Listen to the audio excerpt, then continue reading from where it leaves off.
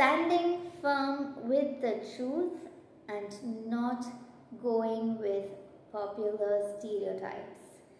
Today's Gospel reading is John chapter 7, verses 40 to 53.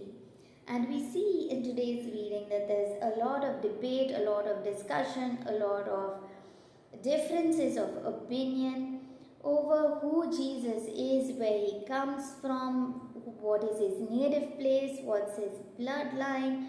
Everything about Jesus is being discussed.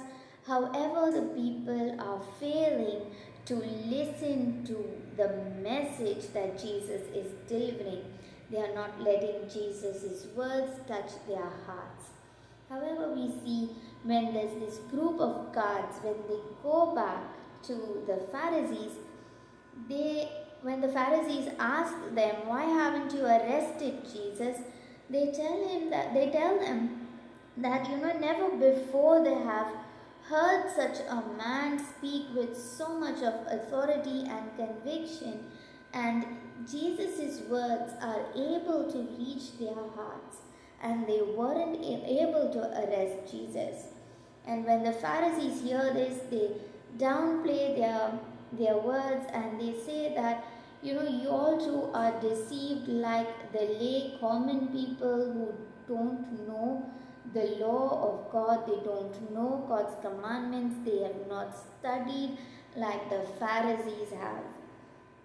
And then we see the courage of Nicodemus, who, being a Pharisee, yet stands up against his peers in defense of Jesus, saying that it is not right for them to condemn this man, to condemn Jesus without a fair hearing, without a fair trial. And that is what we need to learn, is to stand our ground, to stand with the truth despite popular beliefs and opinions which might be far from the truth.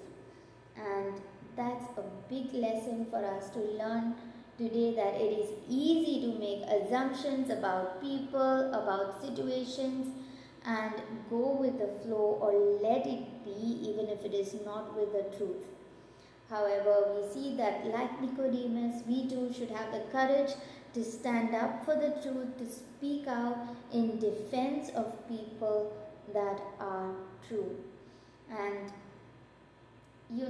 sometimes we too face a lot of flack in today's day, being Catholics, because of our faith, because of our beliefs, because popular opinions of the youngsters, of the generation today, is sometimes very far from the teachings of the church. However, we should speak up to the teachings of the church, because it is the closest to what God commands of us.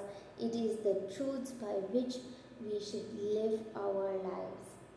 So this is my short reflection for today's Gospel reading. God bless you. I will see you tomorrow.